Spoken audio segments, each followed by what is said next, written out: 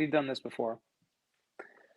Welcome in, everyone. It's the lawyer you know, and we've got Pete Sartes with us because we are talking Elizabeth Holmes and Theranos. We have a verdict finally after months of trials and days of jury deliberation.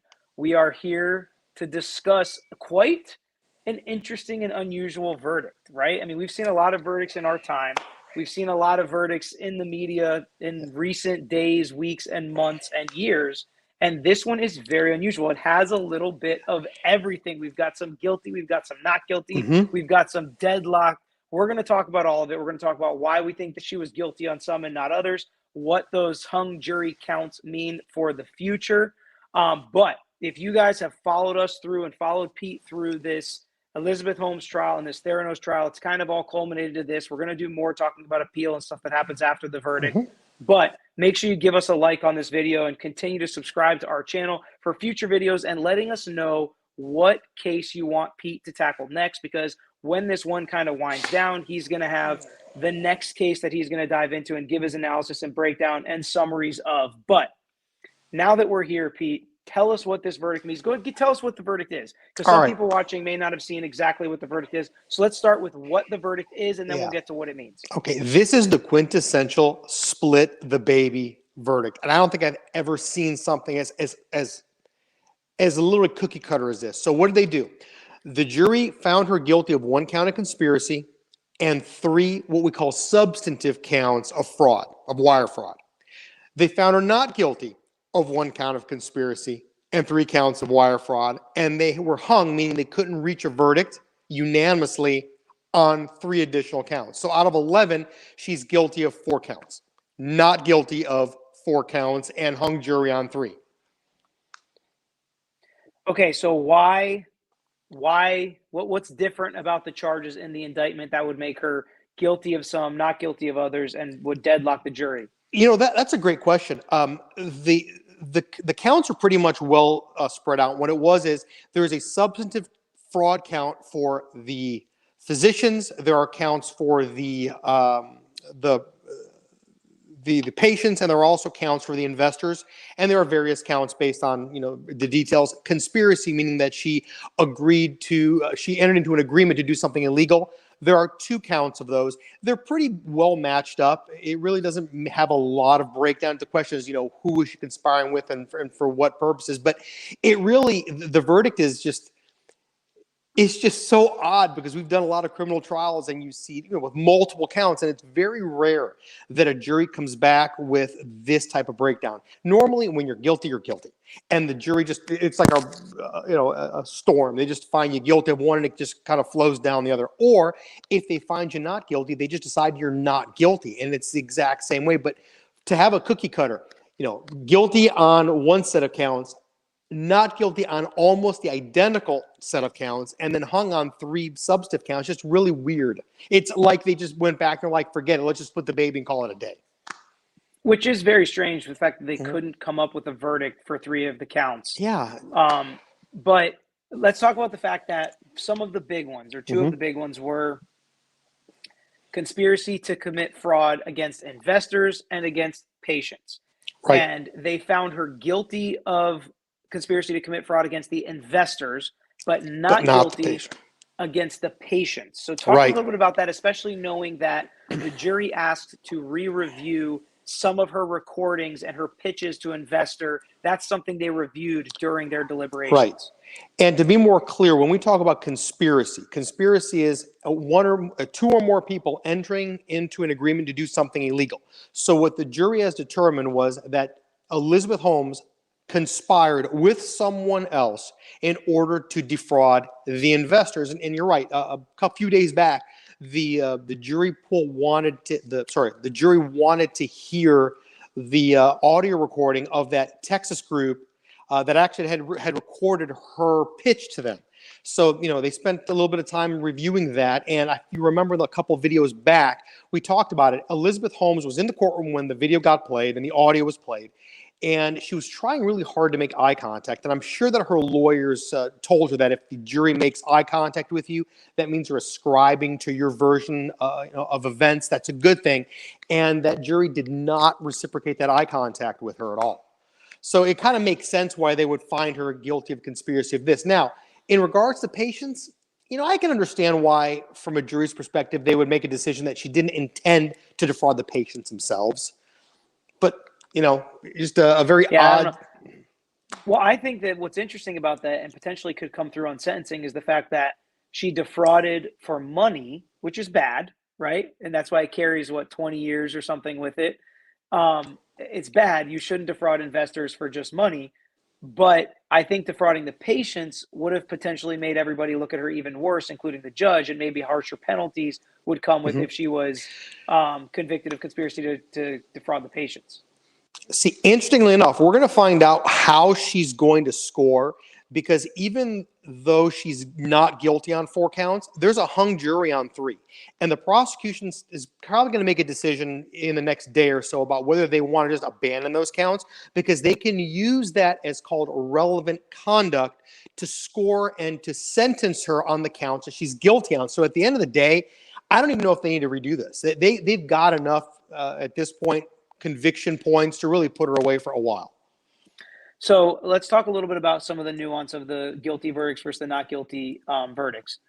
So when we talk about the wire fraud, she was guilty of 3 specific transfers of 5.9 million, 99.9 million, 38 million, and then not guilty on 1.1 million and undecided on 99,000, 5.3 million, and 4.8 million.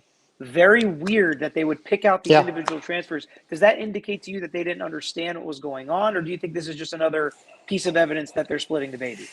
I think they're splitting the baby. And the reason I say it is, again, each one of these transactions, all these investments, there was evidence. The government put on 29 specific witnesses. Of those 29 witnesses, there's a number of them that are specific investors that went in here and they specifically testified to how they invested their money, how much money they put in there, and why they made the decision to invest. So at this point, I think they've been back there for 6 days and they're just tired of it. They've been deliberating for 6 days. They've been together for 13 weeks before that. And I think they just want to get back to their lives. So they're like, yeah, guilty on these, not guilty on these. Let's go home. Especially since they came back in front of the judge today and said, hey, we're hung on 3 counts. What do you want us to do? Right, and the judge sent them away multiple times to try to get a verdict, and they kept coming back deadlock on those 3, which is really weird. It just seems like they did not know what to do with those 3 from the jump. Another not guilty verdict was in the wire fraud in connection with the patient's lab blood test results. So again, another count dealing directly with the patients that she comes back with a not guilty verdict on. So first, let's quickly go through what happens with the 4 counts that she was found not guilty for. What happens with those? What can the government do? Let's talk about that now. All right. They can't do anything because of something called double jeopardy. Once you have been tried for a specific crime and found not guilty, the government cannot come back to retry her on those counts. She's not guilty. And specifically, she cannot be held liable for the conduct of those not guilty counts because the jury has made a decision that that the government has not met their burden and she's not guilty of those counts. So from her perspective, that saves her a bunch of heartache. Right. And it saves her some potential penalties and things like that. And that they can't use that when you're talking about the other conduct that could potentially come into play in sentencing. They can't use any of those factors or those actions that were taken under those counts.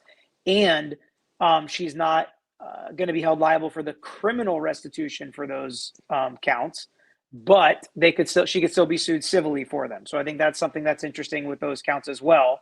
So basically, those are over. There's no decision to be made by the government on those not guilty counts. So so we can kind of bypass those. If people have questions about those not guilty counts, let us know in the chat, and we'll get to them eventually. So the next set of verdicts we'll get to is the 4 guilty verdicts. What decisions does Elizabeth Holmes and her team have about those 4 verdicts and what type of sentence is she looking at? All right. Each one of these has a $250,000 fine and a possible statutory maximum sentence of 20 years. Now, let's be clear. I haven't sat down, now that we actually know what she's guilty of, to do a guidelines calculation. And what I mean by that is, in the federal system, there is a way that you score someone for purpose of sentencing, and they use the sentencing guidelines. And what will happen is, you sit down and kind of take the money and you add up, the specific conduct and the number of potential victims, and all those things add up to a number. Now, my gut says that number is probably going to be pretty high.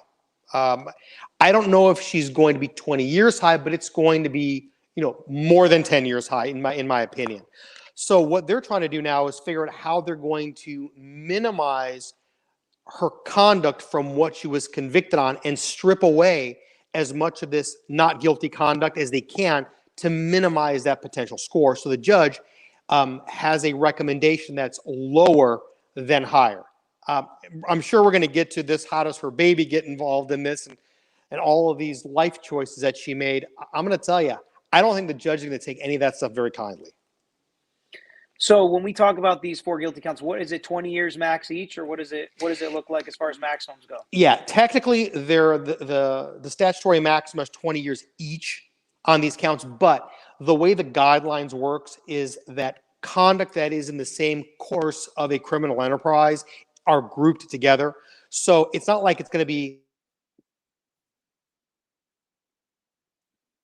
it's really just a statutory max of 20. She's going to be sentenced on every count, but they're going to group those sentences together as one amount of time. It's not like she's going to do 20 years plus 20 years plus 20 years plus 20 years. And as far as when this sentencing is going to take place, it's probably going to be 6 months from now, right? I mean, that's what we're looking at with Maxwell. Yeah. Here's the deal. In California, the sentencing can't be, less than 20 days from the date of the conviction. But let's be real. In a case where you've got 13 weeks worth of testimony, there's no way that they're going to get this thing done in 20 days. I'd be shocked if they were in front of the judge within 3 months. I think you're probably right. 6 months is probably more realistic by the time they get the sentencing guidelines and the probation does their interview. Pre-sentencing report gets done. All the objections happen. And then all of the mitigation occurs. So all of the potential character witnesses and all of the people that are going to come forward and say all the good things that Elizabeth Holmes has done in her life, it's going to take a while to choreograph all this. And the victims can come make statements of things that may have been inadmissible at trial, but can be relevant evidence as part of the sentencing hearing. So it's basically like another mini trial. And for a case that took this long, it wouldn't surprise me if the sentencing took a day or more. I mean, we've had sentencing hearings that have lasted more than a day, where you come and all these people either write letters or testify in person. Probably with the outbreaks happening again with COVID, a lot of this will be done by Zoom or by letters. But this is a big to-do that's about to happen now, basically a mini trial when we talk about sentencing, especially with, if the government is going to try to, it's going to be hard to split apart, what they're going to add as a bad act and what they're going to be able to take out because of the guilty, not guilty, and the undecided verdicts here. In my opinion, but we'll keep following that. I'm sure a lot of people are going to have questions about sentencing. And before we even get to sentencing, I'm sure that the defense team next day or so is going to be working on their post-conviction motions, a motion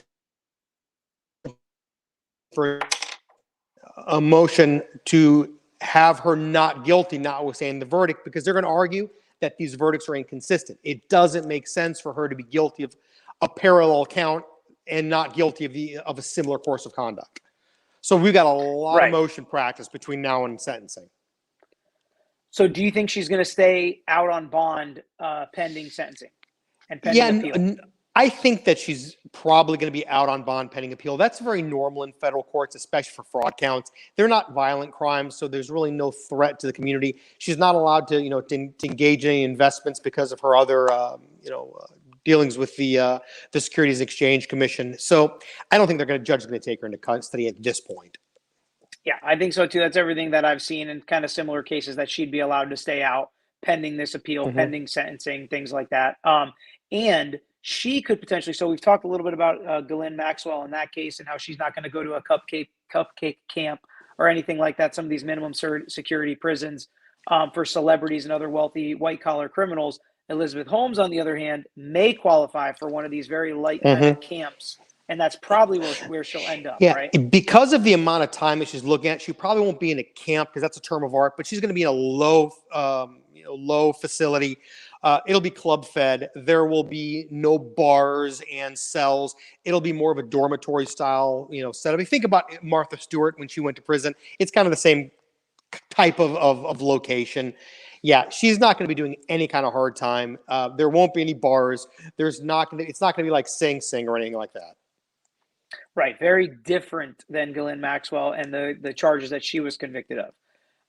Okay, now let's get to the 3 undecided hung jury deadlocked verdicts. What's going to happen here? Who has decisions to make? What do we think is going to happen? Well, when you say who's got decision to make, you mean between the prosecution and the defense? Right. All right. The prosecution's first decision is going to be, are they going to go forward and try her on the 3 counts that are hung? I don't think they're going to. I think they're just going to abandon them. They've got 4 counts. They've got a conspiracy count. They've got 3 substantive counts. They can accomplish the task that they need without going forward on the 3. I think they're just going to go ahead and dismiss those. Go ahead. So I was going to say, when they've got her guilty of wire fraud for $100 million, who really cares about another 10, right? Right. And the truth is, on the sentencing guidelines, she's already maxed out dollar-wise. So adding fuel to the fire doesn't make the sentence any worse. But when people wonder why all these charges and why prosecutors stack up charges like this is why. Give the jury something to throw away. Mm-hmm. The jury could throw away some not guilties, have some deadlock votes in a hung jury, but they still get their conviction. They still get what they were after in making her pay for her crime. Absolutely. The defense, on the other side, their big issues right now are going to be their motion for a new trial, their motion for a judgment notwithstanding the verdict. They're going to say that these are inconsistent verdicts and they just can't stand. So they're going to be filing some pretty good motions, asking the judge to throw all this out and start all over again. So we've had some questions about this. I know people have talked about this. When you have a verdict like this, how does, and we've never had one exactly like this, but I know how it goes, but how does the judge do the polling of the jury in a situation like this? What the judge is going to do, presuming that that the defense asks that the jury be polled, this is the verdict that they have individually rendered for each and every count. So just polling the jury in this case probably took an hour. Right. But they only ask that in the counts that they came to a verdict. They do not ask a jury, Correct. Was this your verdict in the hung jury or deadlock? You don't get to find out which jury said guilty, which juror said not guilty on the undecided votes. They just stick to the ones where there was a verdict, because when you have a hung jury, the jury does not get polled and you don't get to know these 5 people went this way, these 2 went this way. You don't get to do that. And if I were the defense, I would only ask the jury to be polled on the guilty counts. That way there's no question that the not guilty counts are in fact not guilty. You don't take any chances there. Yeah, No, you just take that win and you move on with it. But the prosecution can ask for them to be polled as well. So yeah, on a not guilty count. But it's, again, only where they reached a verdict are they polled. You don't get to find out that information, which we always want to know. And we hear from bailiffs who said, oh, it sounded like they were talking like this. A couple of years ago, we had a hung jury. It was miserable, just sitting there, all that work. But again, this is something that can happen. Having a hung jury and having some not guilties on this verdict sheet, I think, does make it more likely the prosecutors abandon those charges, because there was obviously reasonable doubt. We ended up getting a sweetheart deal after our hung jury trial, because you convinced the prosecutor that there's not, beyond a reasonable doubt here, justice is not served by a conviction potentially, and they have their guilty counts to go after. Right. The difference, though, between our hung jury and this one is ours was hung across the board. We didn't have any guilties or not guilties. They couldn't come to a decision. So as a defendant, you've got leverage this where the jury has come to a verdict of guilt on 4 counts. I mean, the prosecution should give a crap less. They've got their piece of, they've won their piece of the pie at this point. They've got their pound of flesh. Exactly. All right, so we are going to take a second and get into some questions from the comments. So if you have any, let us know. We've kind of talked through the verdict, the sentencing, where we think she's going to end up.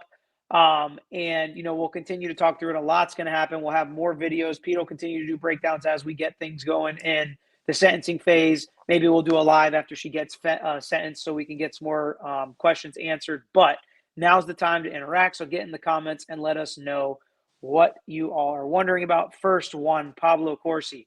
Does 20 years mean 20 years, or can she get out early? Great question. 20 years is the statutory maximum. There is no guarantee that you will actually be sentenced to 20 years. My gut says it'll probably be less than that. Could it be 20 years? Absolutely. If the judge wants to give her the statutory max, he can. But in federal court, traditionally, you will serve approximately 85% of your sentence.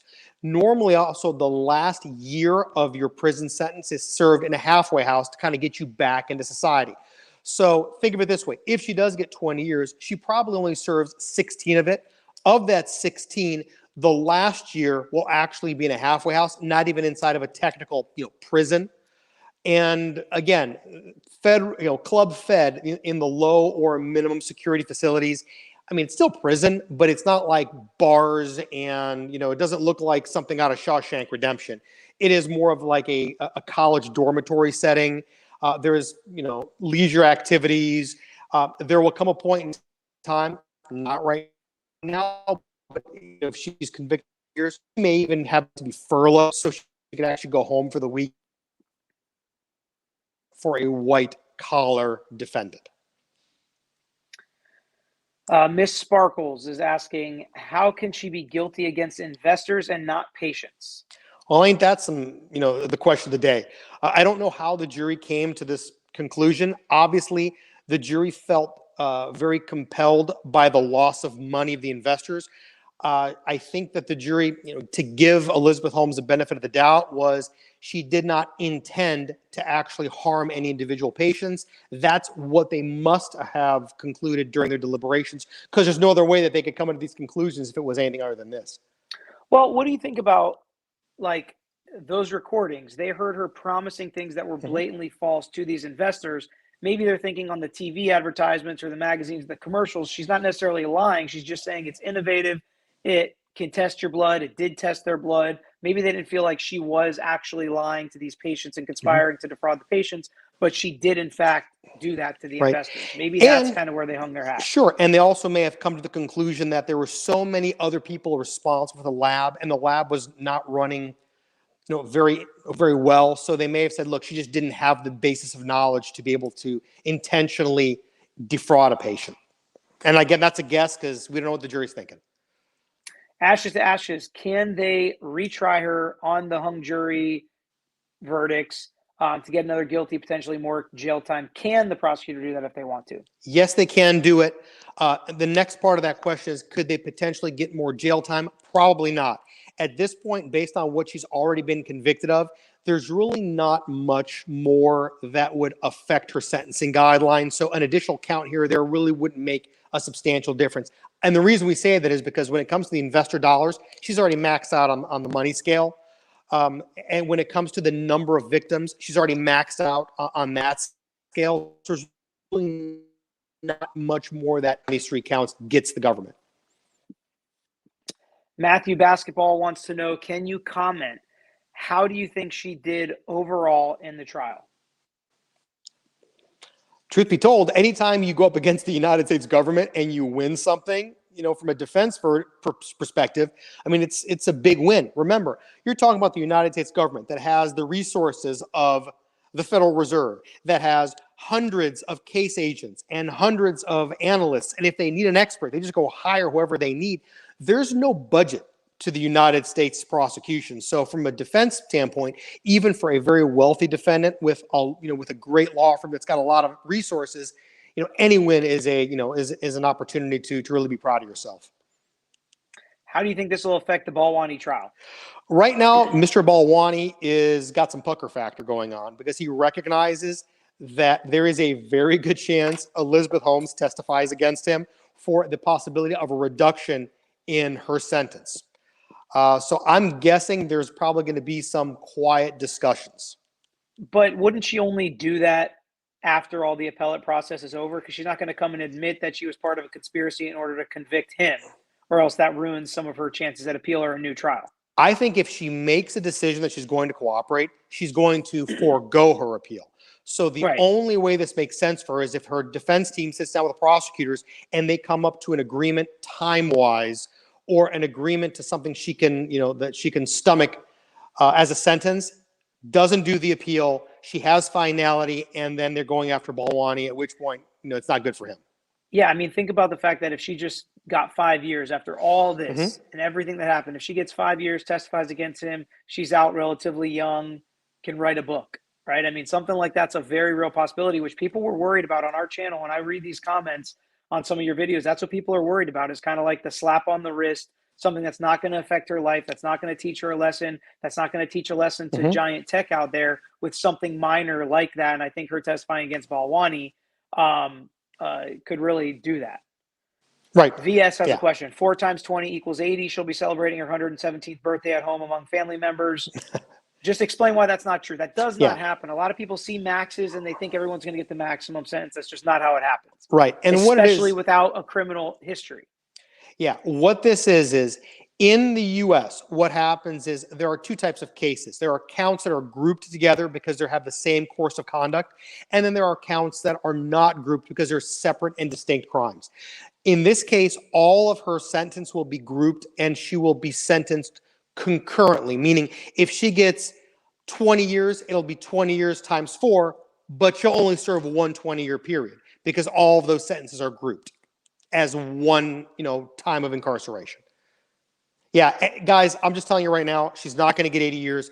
I'd be surprised if she actually got the full 20. How long could the appeals process take before she serves time? So let's kind of break it down to 2 questions. How long is the sentencing process going to take? We said kind of 6 months. Once she gets sentenced, can she still stay out pending appeal? What do you have to do as a defense lawyer to get that to happen? Because we've been successful in that a lot of times. And then how long can the appellate process take? All right. So part 1 of that discussion is she can apply for something called a supersedious bond, which means that her defense team would ask the judge to allow her to remain out of custody until the appeal is done. And normally the basis for that is the court would have to make a decision that there is a good chance that she could be successful in her appeal, and that by the time the appeal would be done, a lot of the time that she would serve carriage of justice to keep her in custody until the appeal happens. It is more likely to happen on a fraud count than it does in, for example, in your Maxwell case, in a violent crime type of scenario. Now, how long does the appeal take? In today's times, it could take a year plus. There's no doubt it could take a couple of years. Forever. Yeah, it could take forever. And then the fact that she's pregnant and health issues and life issues, stuff like that, can also be considered when being out pending appeal. Right. The fact that she has a baby and she is a young mother is going to play a role in the decision making. I think the judge, this judge has been a federal judge for a while, so he can see that if he gets the inkling that they used a child in order to avoid prison, that's going to not bode well for her because he can definitely use it against her too. Does the judge have the freedom to stack, even though we don't think he's going to? Does the judge have the freedom to stack it to 80 years? No. The way the sentencing guidelines works is they're either stacked or they're grouped, and that's just the way the court is going to be bound to make the sentencing calculation. The good thing about federal court is you can't go rogue. There is an advisory guideline that is presumed to be a fair sentence. The courts normally stick to it because they know if they go outside of it, then they have to really prove to an appellate court why they went outside of the advisory guidelines.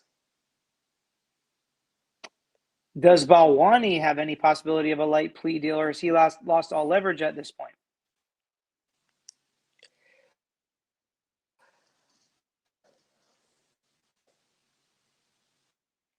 I think you froze. Yeah, I think he's lost his leverage at this point. Okay. Can you hear me now? Yes. Yeah, I think Benjamin he has Reynolds lost his leverage. That is. Let's be real. 5 years is a long time. We always talk about that, right? We always talk about when we talk about these plea deals or how people get pushed into these plea deals. 1 day is too long. Right. You know what's funny about that? It depends on who you are. Yes, for Elizabeth Holmes, someone who is not used to the concept of incarceration, 5 years is a long time. But we've had clients that were career criminals. Well, they could stand on their head for 5 years, and they'll give you a hug if you get a 5-year sentence. All right, Juan Pablo again. What is the government incentive in these cases, given that they do have, quote, unlimited resources, punished because they rob her rich friends? I'm not sure what he's asking. I know what he's getting at. The incentive of the government to prosecute these types of cases is to send a message. And the message is, do not defraud investors. Do not, do things that you cannot back up, because we will prosecute you and you will go to prison. That is the purpose for prosecuting these types of cases. And she actually, so we've had some Medicare fraud cases where you're actually defrauding the government. So it's obvious why they care about that. Here, she actually did use government entities in her scheme to defraud, saying she had government contracts. So I do think that's part of this, is that she was using the government to defraud and to get more money from these investors. Yeah, and I think the government is sending a message to Silicon Valley. This is an interesting comment, but you can screw over patients. You know what? Isn't that true? Like, she's convicted for stealing money from these people, but for using this thing that is not anywhere near what she said it was and advertised it to be, yet not guilty of those counts. And in the future, it's basically telling people in Silicon Valley that you can do this to the common folk that use your products or take your pills. It's okay if you do this. You're not going to get convicted and go to federal prison, just as long as you don't lie to the people giving you money. As long as everybody giving you money is in agreement that just make something people will buy, whether or not it works doesn't matter, but just make something people will buy, and you're not going to live in fear of getting federally prosecuted and convicted. That's a horrible message to send. But that is a very real point, because at the end of the day, rich and powerful people and the government do not mess with. They don't care if you screw around with people that have no ability to affect change. Little people get screwed all the time, and the government doesn't care. Yeah, that pisses me off. At first I wasn't really thinking about it like that, but that's a good point by Fungi, that, I was thinking maybe the jury thought she didn't lie to the people, to the patients, like she lied to the investors. But you know what? That's BS. That's who the government should be protecting, is all the citizens that were using this machine, thinking that it was, some great new invention that was going to make life so much easier. Yeah, that's really horrible, because that's not, because of the message it sends to future medical salespeople who we all know can have issues. Sure. Think about that poor witness who was teetering on whether or not she should abort her fetus because she thought that there was a 90% chance that child was going to have some sort of birth defect based on a faulty test result. Thank God she didn't do it. But what's more important, the life of her child or somebody's money who's got more money than they can ever spend anyway? All right. Yeah, and some people are saying, she didn't lie to the patients like she did to the investors. We already said that. A lot of people are asking questions about, as a defense lawyer, do we think they did a good job getting her out of 7 of the 11 counts? We already answered that question. Yes, anytime you can get some not guilty verdicts, I think you did a good job. She could still get the sentence that she would have gotten if they were all guilty, because of kind of how they stack up. But I'm just trying to go through them quick, because some people are asking the same question multiple times. I want to make sure you know that your question has been answered. If you could take a second, while I'm recapping some of the questions we've already answered and looking for new questions, hit like on the video if you haven't already. It's been fun. We're going to continue to do it. We've got a few more minutes left to take more questions. It's past Pete's bedtime for anybody that knows him. He likes to go to bed early. So he's up here answering questions. So make sure you get the questions you have, but make sure you like the video, because it's fun to do these lives, and more people jump on, the more likes that it has. So go ahead and hit the like button if you guys have a second here. What if Balwani produces new evidence against her? That's not going to happen. He would have done it during her trial. Was the best deal he ever got offered, and he knew it, and his lawyers would have told him, is if you're going to testify against her, do it during her trial, then maybe they'll help you out. But I think as much as they're against each other, it's one of those, what's the old mafia saying? No one talks, everybody walks. Or whatever. Yep. That's exactly what it is. Talk about that. Don't you think that's kind of, it was a united front, even though it didn't look like a united front? They're going to point the finger at each other in hopes it's not guilty for both of them. Right. And the reality is, and we talk about those old RICO trials back in New York in the 1980s, where the mobsters would they'd line them all up and they'd all just keep their mouth shut. Nobody would testify. And they walked a lot of time. Now, what they've done is they started breaking those down. So they tried Elizabeth Holmes separate from Balwani. Now that Elizabeth Holmes has been convicted, Balwani's got a much higher chance of either making his own deal or being convicted also. So, you divide and conquer from the prosecution's perspective. You've frozen a couple times, and this guy has the best comment on it, okay? From Scuba Steve, Pete must have bought his cable modem from Theranos. Oh, that's great. It's first live. We're trying to figure out the right spot in his house, okay? It's first one he's doing from his house. Do you think the government intentionally overcharged just to pile on? Absolutely. We've been seeing that a lot lately, I feel like. Absolutely. And the guidance to the prosecutors from the Department of Justice is you're supposed to charge every count that evidence exists on. So you're supposed to throw the book at every defendant, and whatever sticks, sticks. Will she have to pay the investors back? That's a great question. There is going to be an order for restitution without a doubt, and that restitution is going to be ginormous. Now, will she ever really pay it back? Probably not, because she just doesn't have the resources to do it. But we've had cases where people have multiple millions of dollars of restitution, and they pay like $5 a month or something ridiculous towards it for the rest of their life. Sylvia, smash the like button. Thank you, Sylvia. Thanks for covering the trial, Pete. Happy to do it, Lucia. Let's see here.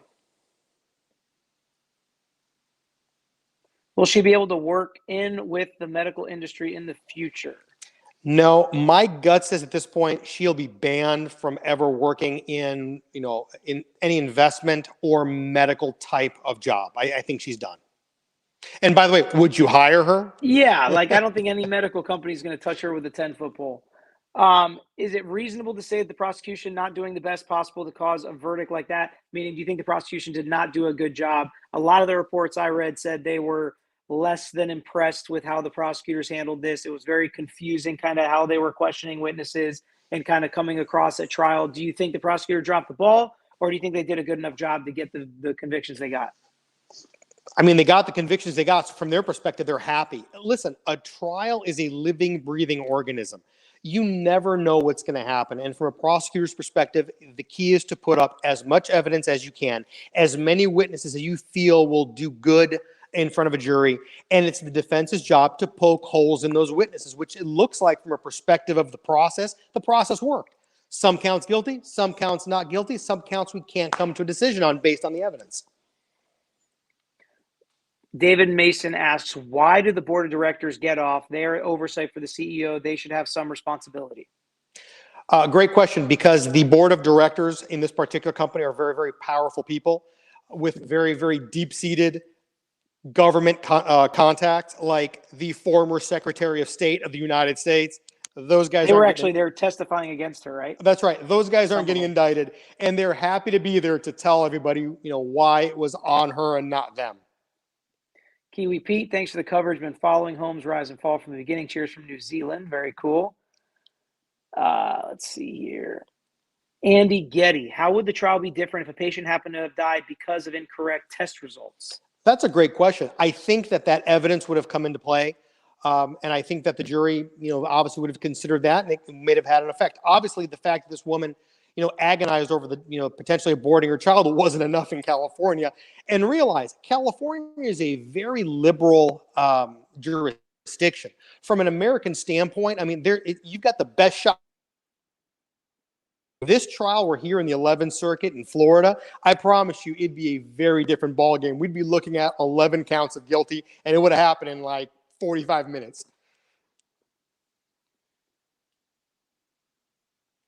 Hey, KB, your channel had the first take on the verdict. Thanks for your opinions. Much appreciated. Try to get on as quick as we saw it and as quick as we could get it all put together. It's not always easy. Let's see. Oh, Pete just dropped off. I'm sure he'll be back on. And when he is, we will get him back on the stream. Let's see. Can she be prosecuted civilly by the families that defrauded her, or that she defrauded? The answer is yes, she can. And it's already happened. The civil trials, for the most part, are done at this point because all the investors already did the derivative suits and all the stuff that they could have done. That's already been done. Did Balwani have any public appearances making same or similar claims, or would it just be her word?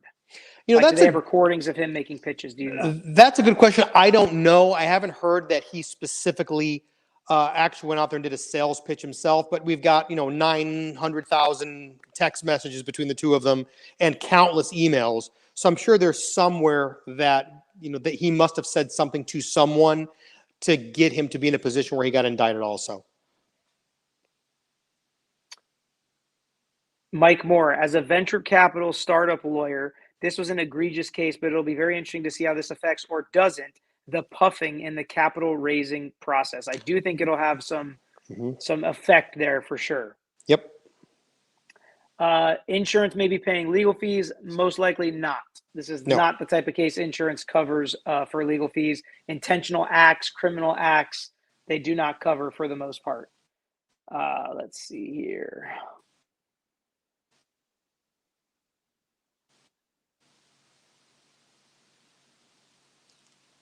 Do you know this? Jenny asked, what is her financial future overall? Is she destined or destitute? Is she destined to be destitute?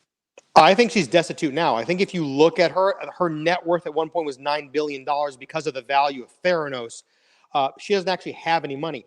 The guy that she is, her partner, whatever, her baby's father, they're a wealthy family. So I'm guessing that they have funded the majority of this between her and her parents maybe. But beyond that, I don't think she has any money, to say. Gustav said he saw a video of Balwani selling it. So I guess we are going to see some from him as well. All right, let's see what else we got. Yeah, people saying she has a very rich boyfriend. She's not suffering. Thanks for explaining this to layman. So you think her boyfriend paid the legal fees?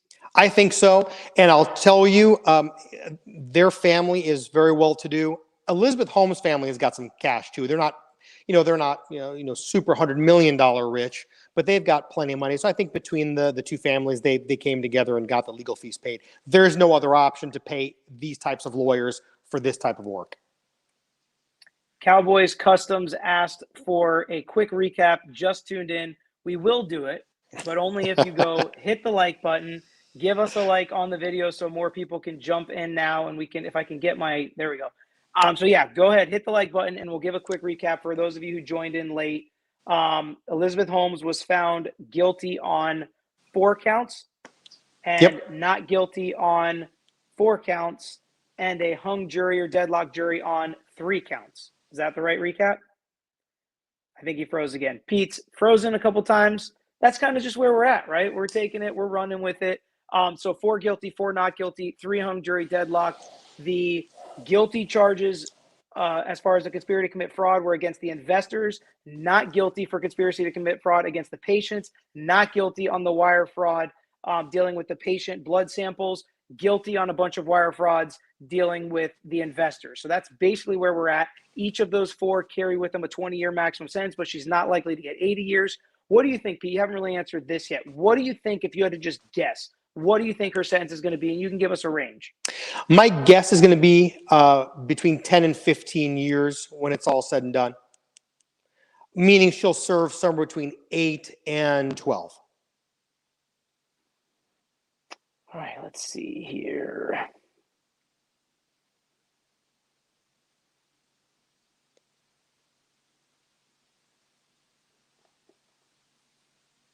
All right, talk about this a little bit. This is interesting. Whoops. Do you think she hid some of the money she received from investors? I think she spent a lot of money she received from investors. I mean, she and Balwani bought a multi-million-dollar house. She was using the company's private plane access for everything. The company paid for breakfast, lunch, and dinner, and everything in between. So I think that she lived very well for a long time on that investor's money. I don't actually think that she, put her hands in the cookie jar and took some money and put it aside, because the money trail doesn't lie, and you could find that if she had transferred funds, you'd be able to trace that money. And the government can freeze assets, and it's unlikely that she used that, especially in something like this. They're bleeding money for the most part in the early stages of this as well. Somebody asked you to guess what the legal fees were in the case for the defense team. That's a great question. I would be It had shocked. to be $1 million.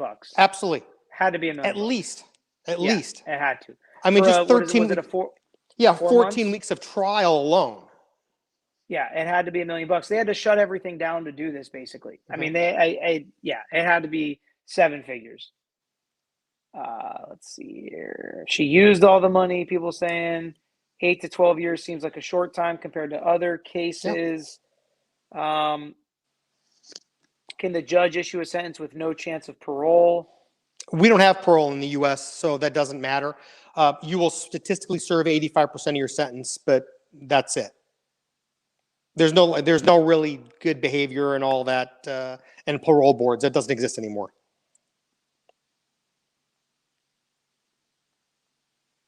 Will she get out earlier on compassionate release with COVID if she has COVID or with the kid or anything like that? Probably not. All right, we're going to give it about 5 more minutes. You go ahead. You got to take a break real quick? Yeah, if you don't mind. Take a break real quick. Pete's going to take a break, and I'll answer some questions for about 5 minutes. Pete will come back and answer all the questions you have for him for 5 minutes, and we'll just go from there. I'll take him off the stream if I'm cool enough to do that. Remove from stream. Cool. All right. So let's see.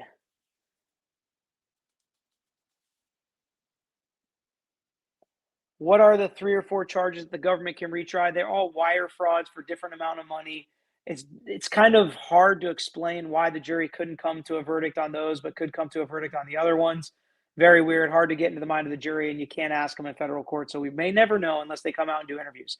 Can Elizabeth Holmes be called to testify in Balwani's trial? She can still technically plead the fifth at this point, especially while she's got some appeals that could potentially be coming and some rights to appeal. So she can't be forced to testify. She can be called. She can refuse to testify, though. So it's not like a civil case where if you're a party, you can be forced to get up there and testify. She still has rights that could prevent her from testifying. But if she becomes a witness as part of her plea negotiations, then obviously she can be called to testify at his trial.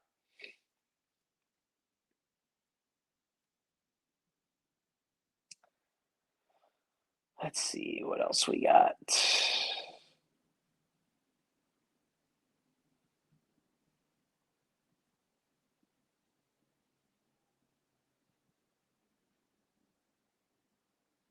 Clarify federal versus state for sentences because there is state parole boards, right? He said the United States. I think he meant federal court.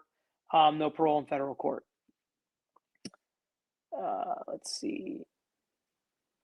Any other white-collar crimes on the docket at Lawyer You Know? I will miss the coverage of this one. You guys let us know, right? Because we see cases that pop up all the time. We never know which ones are going to hit and that, the audience is going to like.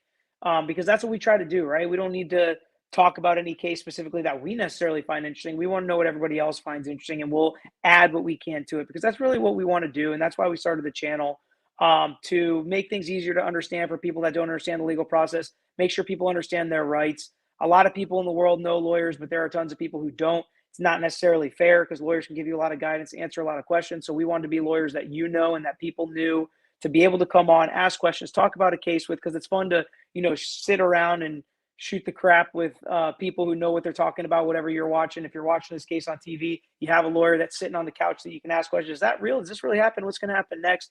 So that's kind of why we started the channel. And then it kind of evolved into also breaking down cases. Like I said, like we're sitting on the couch with you talking about the case that you're watching and following. All right, Pete is back. So we've got about 5 more minutes. We're going to answer questions. So if you have any, let us know. There was a question about state versus federal parole boards. Some states do still have parole boards, but you said in the United States you were talking federal court. Yeah. Sorry about that. Yes. Federal court does not have, federal system Because does not have parole. That truck driver that got his sentence from 110 years down to 10 years actually could get parole after 4 years, I believe. Just crazy. All right. Let's see.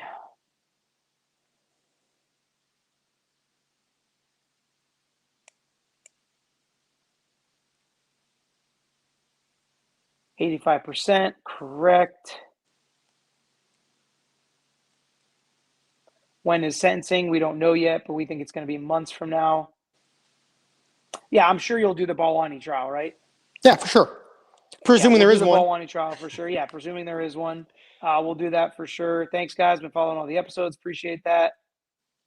Why didn't they have more patients testify? That's a good question. I think it's easiest to have the investors testify. They're also, for the most part, pretty sophisticated people, so they come off easily. They had a few patients testify. I just don't know if they could identify anybody that had any real damages. If you got a blood test result back that said your blood pressure was high and you went to your doctor and they're like, no, your blood pressure's fine, go home. There's really not much there to hang your hat on. That's why I think they kind of cherry picked a couple of people. For example, the one nurse that, was talking about potentially having the miscarriage, and her physicians, which were trying to guide her in the process. I think that's why they picked that particular person, because she was empathetic. How much time do you think she will get? Do you agree with Pete on the 10 to 15? I assume that's to me.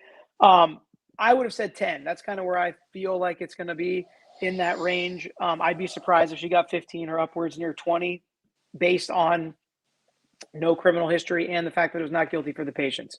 So we're talking about money, which is bad, obviously, and you want to send a message, but I'm thinking 10 years is kind of my guess. So and remember, in California, they had a couple of Ninth Circuit decisions that pretty much say, this type of fraud just shouldn't score very high compared to, sex trafficking or things like that. And it's very interesting you say that, because I did a video on a semi-truck driver who had a negligent accident where 4 people ended up dying. He got convicted of multiple charges, got 110 years in prison. The world just went crazy about it. It blew up all over social media. And the governor of that state commuted a sentence before he even had the motion for reconsideration that the sentence was too harsh, before any appeals, commuted it down to 10 years. For possibility of parole after 4 years, because everybody was like, that is so unfair.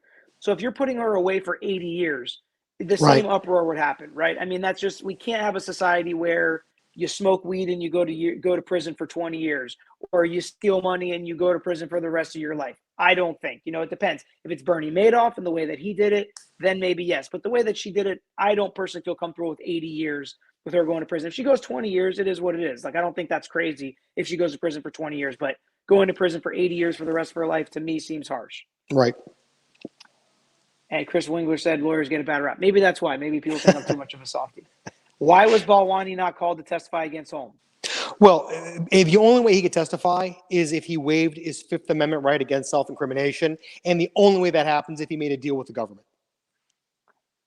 Will this set a precedent in future Silicon Valley cases? I think that you will see at least the consideration of this case for years to come. I think especially the startups, they're going to think before they talk, especially in a day where everything is video recorded. So they know that whatever they say is going to be Exhibit 3 at their trial. Atlas asked, did federal prison sentencing ever include parole? Yes, it did. I don't believe there's been parole in the federal system since after 1986. I think 86 is the year that they stopped it. Can she write a book while in prison and keep the money, or will it go toward restitution? Yes, she can write a book. No, she cannot profit from it. What'll probably happen is she'll write a book, and the proceeds will be put in some corporate name for the benefit of the child or for the benefit of somebody. And yes, the government can come looking at those proceeds for restitution. What do you think her chances are on appeal? That's an interesting question. The appellate courts in this country are very skewed. So like I said, the 11th Circuit, where we are here in Florida, is probably one of the toughest jurisdictions of the country. I would tell you she's got no chance at winning in the 11th Circuit. But in the 9th Circuit in California, there is a very good chance she has, some sort of victory that may mean a new trial, a reduction in her sentence. There's all kinds of possibilities because this stuff happens there. Will you be covering the Surfside collapse trial? We will. I don't think that's going to go to trial, though, but we'll be following that case for sure. Fantastic work, gents, including Pete's earlier trial updates. Very interesting case. Your updates made it much easier to follow. Thank you. People asking me to please answer questions that I've already answered. We're a little behind on the chat, but we're getting through it here. Good question by Rodney here. Rodney's around a lot. So what's the difference if a car salesman lies to sell a crappy car and Holmes lying about a machine that doesn't work? Great question. The difference is the car salesman does not affect rich and powerful people. Holmes did. Sylvia, happy New Year's, guys. Congrats on 25K and great job. You're doing your coverage of these real-time cases in the legal system. Thank you so Thank you, much. Sylvia. Meetings will be preceded by an EULA type disclaimer. So we have a FDUPTA. We've had some FDUPTA cases, Fair Trade Deceptive Practices Act, and it's a really interesting thing how they protect people, but it's pretty complicated. But remember, all this is venture capital stuff anyway, so every investor in this company is accredited, which means they have more than $1 million to invest and that they have some sort of knowledge beyond the average person. So, all these people are sophisticated. They know the risks associated in these types of investments. So this is interesting and really sad. Sports bad calls. I hope you cover and support your fellow lawyer, Dan Markell, who was shot to death in his driveway because his wife wanted to move from Tallahassee with his two boys to Miami. So the reason I probably am not going to cover this case is Dan Markell was one of my professors in law school at Florida State College of Law. Probably not going to cover that. I will be following it, but we'll see if something changes in the future. Incredibly sad case, horrible case. So I will be following it, but I don't think I'm going to make any videos on it.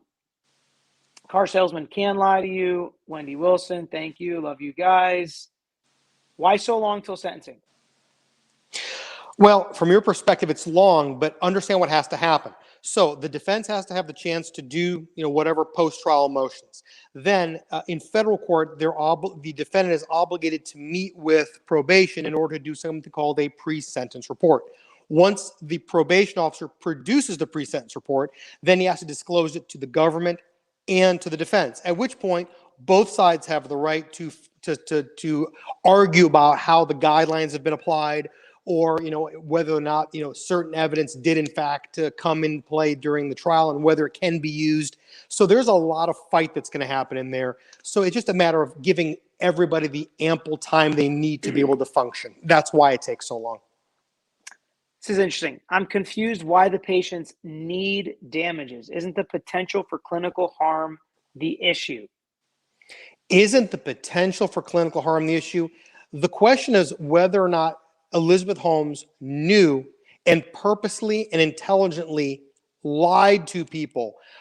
It's easy to prove the lie to the investors. It is a little bit more difficult, obviously, to prove a lie to a specific patient that you've never met, never spoken to, never made a promise to. And in civil cases, because money damages is all you can get, damages are an element of negligence or of a lot of these civil cases. So without damages, you do not have a cause of action. It is kind of crazy that even if somebody does something bad to you and it could have hurt you, but it didn't, you don't technically have a claim because there are no damages. Great coverage of this case. Greetings from Honduras. Awesome, Karen. All right. Would her insurance cover costs of legal costs of an appeal? Nope. Kind of explained that earlier. People saying, truck driver should have gotten 40 years. Somebody else saying 110. Cover the Daybell case. Yes, we just did a video on that one today. If you go to our page, Lawyer and check it out. If you haven't subscribed already, Scarlett, go ahead and hit the subscribe and notifications bell. You'll get all the new videos that come out because we follow that case. We've done a lot of videos on that case, actually. Mark Means just got disqualified, actually, as Lori Vallow's lawyer. Let's see here. EULA Software's end user license agreement. You guys are the best. Thanks for the expert summary. Thank you. All right, here's a good one. Matthew Basketball. What do you think her attorney is advising her now post-verdict? Well, right now, and I'm sure they already had this conversation sometime between closing arguments and the verdict, and they talked about, what could potentially happen, the way she should act, the way she should come across, especially in front of the press, to not cause herself any problems. So right now, I think they're just talking to her about, staying conservative, not talking to the media, not doing anything that might incite the public. In other words, now is not a good time to go on vacation to Vegas and stay at the, at a palatial, room. They're probably discussing strategy about what they're going to do for sentencing, what they're going to do for post-trial motions, and, how, and I'll tell you, they're talking about how expensive the appeal is going to be and who's going to pay for that. Because that's going to be a huge appeal. Just the cost of the transcript is going to be in the tens of thousands of dollars, if not more. Awesome live and coverage. Thank you from Australia. Very good coverage. Thank you, Val. Love watching you guys. Thank you, Mona. People saying appeal, appeal, appeal. Will there be any public statements from Elizabeth's camp? They've actually already made some. Yeah, They've made some saying that she's innocent. They're going to appeal. Appeals are coming.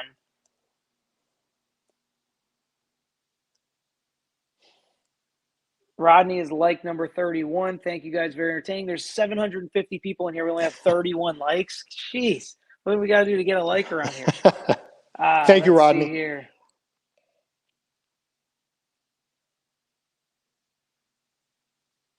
Let's see what else we got. All right, let's see if we can get a last question here. Jamie, I've been following your videos on the trial since the beginning. You guys do an awesome job. Thanks for explaining things. Love your videos. Thank you.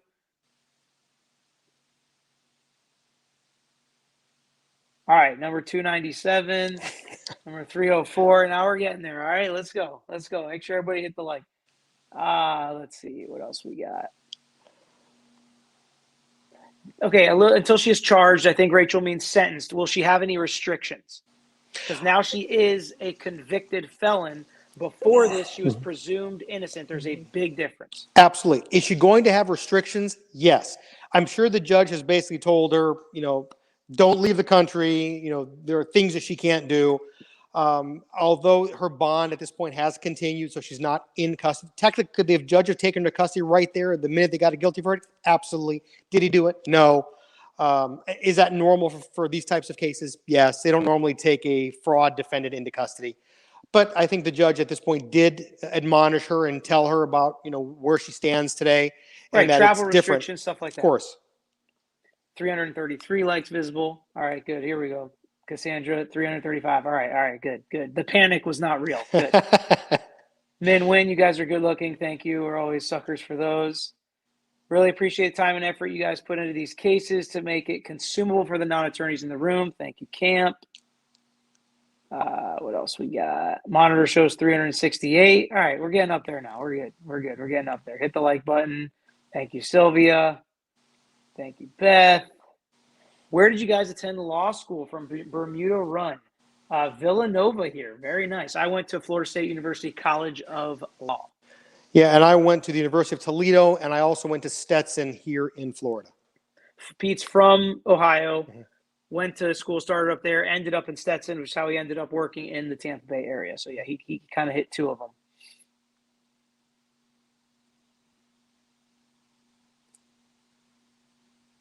Mark Pawlowski, you've opened up a can here, Pete. Yeah. Okay. Appeals are a crazy world, guys. Like a crazy world, appeals. You have no idea how expensive they are.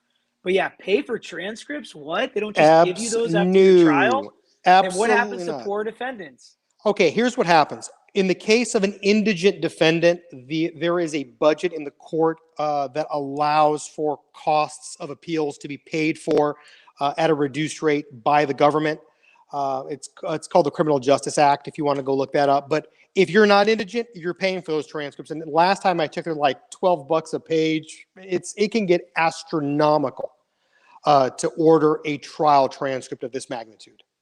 And yeah, so like he said, there are ways you can still get it as an indigent defendant, but everything is harder. Everything is harder. Getting experts, getting the court to approve what experts you get. You never can get the best expert because the court will only approve X amount of dollars per hour. Same thing with appeals. It's so hard to go through the process as an indigent defendant, which is why the socioeconomic split in our country and the criminal defense world is insane. Because what's going to happen in this case, if they're going to appeal it, they're going to get the entire transcript, meaning not only what you heard in front of the jury, but the stuff that's outside of the hearing of the jury, the rulings, everything they're going to transcribe, and they're going to read it with a fine-tooth comb. But when you're indigent, the court says, tell me why you need the transcript you need. Why do you need this transcript and not that transcript? So you're kind of pigeonholed if you don't have, resources. Mm-hmm. Got some other people from Ohio here going to Western Law in the fall. Bermuda Run is from Ohio too, Charging Falls. Brianna, I see you commenting a ton about that Colorado accident case. I did a video today on it that's posting tomorrow morning. So make sure you check it out and comment on it because I'd love to hear what you think of that video, and I talk a lot about some of the comments that you're making and how I thought the sentence of 110 years was too high, but I don't necessarily agree with what the governor did either, and I don't think you did either. Let's see here. All right, last one here. This is going to be the last question. From Beaky Bookie. Did she make a mistake by taking the stand? I don't think she was successful in manipulating the jury like she did for the investors. You know, did she make a mistake? Before a defendant actually takes a stand, the judge will do a colloquy with that defendant. And the judge will say, you understand that you have a right against self-incrimination. You don't have to testify. You can sit here and do nothing, and I will instruct the jury that your silence cannot be used against you. So the fact that she took the stand after that admonishment is surprising. I wouldn't have put her on either. I don't think she added anything to the case. Let's be honest. She's not exactly the most likable person. We're talking about, frauds and lying. So she would have been better off, in my opinion, just keeping her mouth shut and just letting the government prove whatever they were going to prove and argue that they got it wrong. We already know that when she took the stand for those couple of days that she got caught in a couple of lies. They put the audio recordings on there and she's just wrong, and it doesn't look good. And the truth is, from a lawyer's perspective, you never want to ask a question you don't know the answer to. You never want to subject your client to examination unless you know they're going to be able to carry the day. I think this was a Hail Mary. They just threw her up there and prayed for the best. I will just say but. I will throw a big but out there, okay? Throwing a big but. Okay, so she checks a lot of the boxes for a criminal defendant that we would want to take the stand, right? She obviously has some convincing ability, right? She was convincing people to spend millions and millions and millions of dollars. She was obviously intelligent. They already had a lot of her statements that they were going to use in play that she could now come up and at least try to explain. I'm not saying she did a good job of it, but they were already going to hear her voice. They were already going to hear her commit these crimes, which I think is why the jury kept listening to those recordings back over and over again. And then lastly, she did not have one of the biggest things we always look for when we don't want defendants to take the stand is 5 former felony or prior felony convictions where they're like, forget this. They've already been convicted this many times. Why are we going to give them a not guilty verdict? We're not going to be the one to put this person back on the street. So she checked a lot of those boxes where you think, as a criminal defense lawyer, you think about it's so hard. We go back and forth on these decisions all the time. She did check a lot of boxes as to why you would want her to testify. But I understand where you're coming from as well, and where a lot of people think she's so narcissistic and prideful that she was definitely going to testify she couldn't help herself. But the reason they put her on, and we all know it is, we all sit there and we think the jury has to hear her voice. They have to hear her try to explain some of this. And they have to hear her say, I didn't do it. Right. That's what happens in a ton it wasn't of me. cases. Exactly. All right, Pete, thanks for staying up late with us. It'll be an early morning tomorrow, but hopefully you guys enjoyed this conversation about the verdict. If you have any more questions, put them in the comments. We will do future videos. Pete will for sure do future videos as we see kind of what happens as motions are filed. If something happens with these 3 hung jury verdicts, and when the sentencing hearing is set, we'll talk about all that. We'll talk about pre-sentence report, things like that. We'll continue to cover this case, but we are also going to be on the lookout for the next case Pete's going to dive into. So make sure you get in our community page on YouTube. Make a vote if you subscribe to our channel. Make sure you stick around so you can see what Pete's going to do next, and hit the like button on the video. Let's get this video up to 1,000 likes. We're only at like 400 or something now. So let's get it up to 1,000 likes. Thanks for being with us. As always, guys, it was a ton of fun. Pete, thanks for jumping on this late. Thanks, guys. That's all we got, folks.